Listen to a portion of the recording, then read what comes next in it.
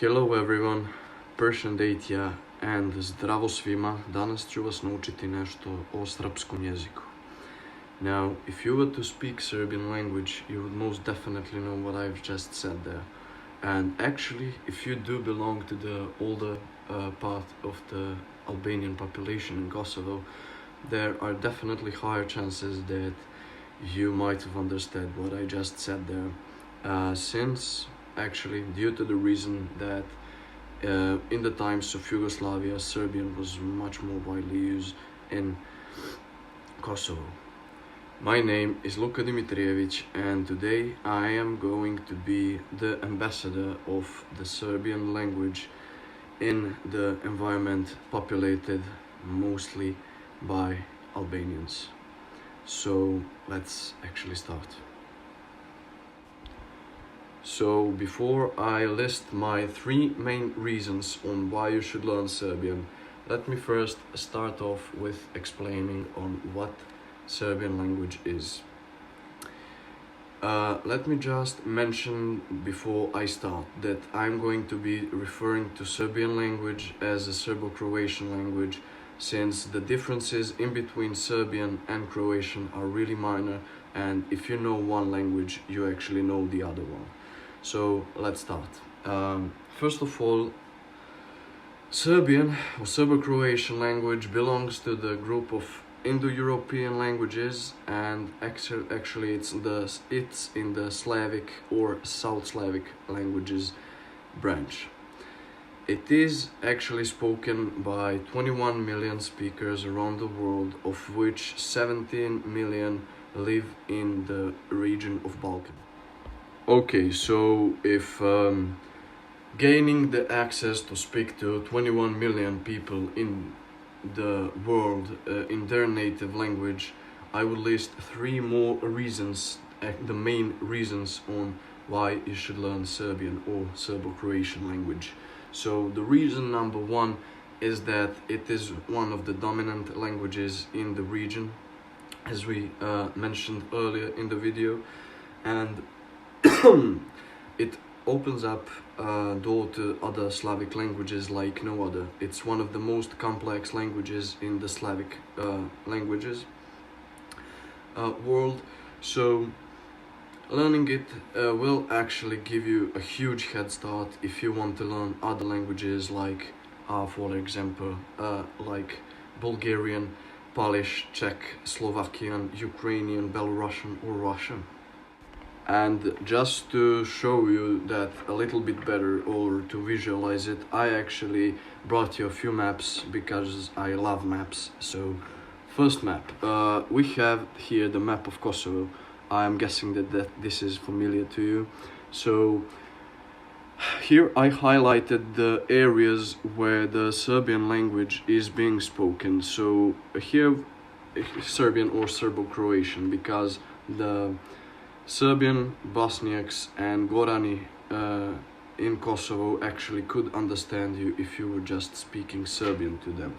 And this doesn't seem like a lot. I mean, those are not huge areas, but if you take a look at the bigger picture, you have something like this, which basically shows you that these red areas are the areas where Serbo-Croatian is being spoken, and the blue areas are the areas where Albanian is being spoken.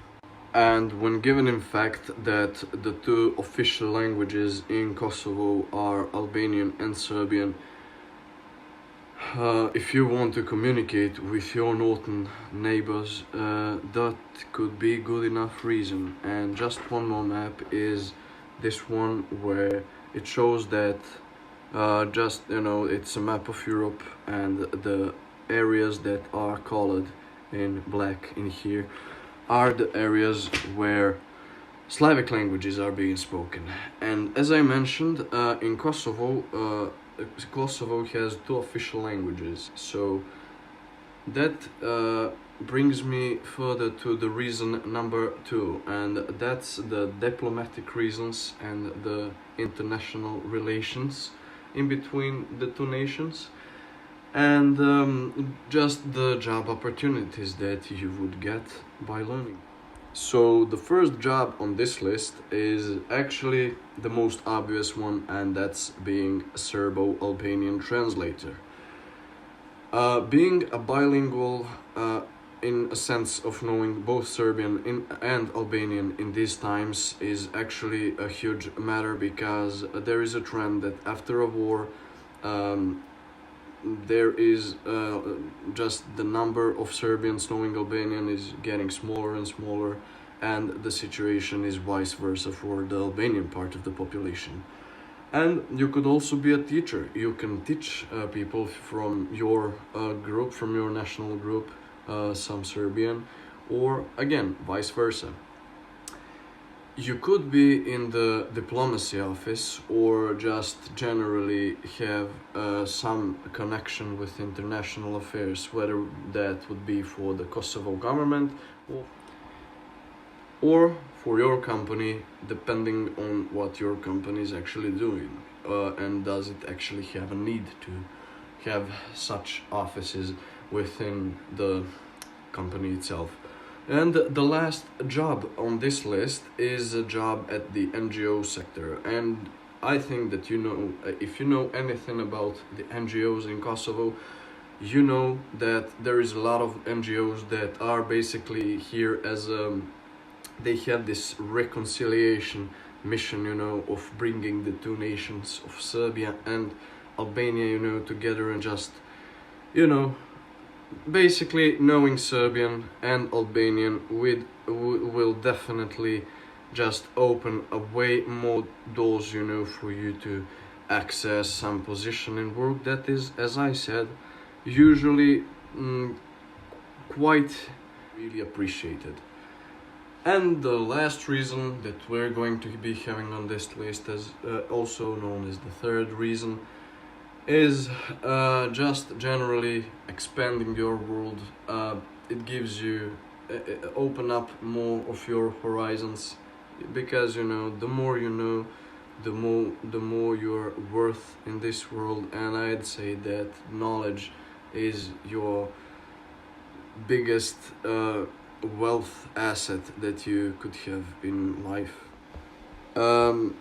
And the extra reason that I am going to be adding to my list is actually that knowing just Serbian means that you would know Cyrillic and a Latin transcript, and that you could actually spontaneously use them both in your writing. So this will make you belong to the group of people who are like the only group of people in the world who can read this fluently.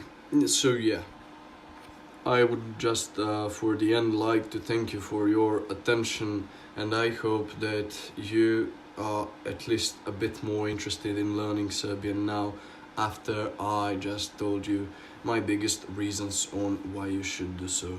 So thank you for viewing this, and goodbye.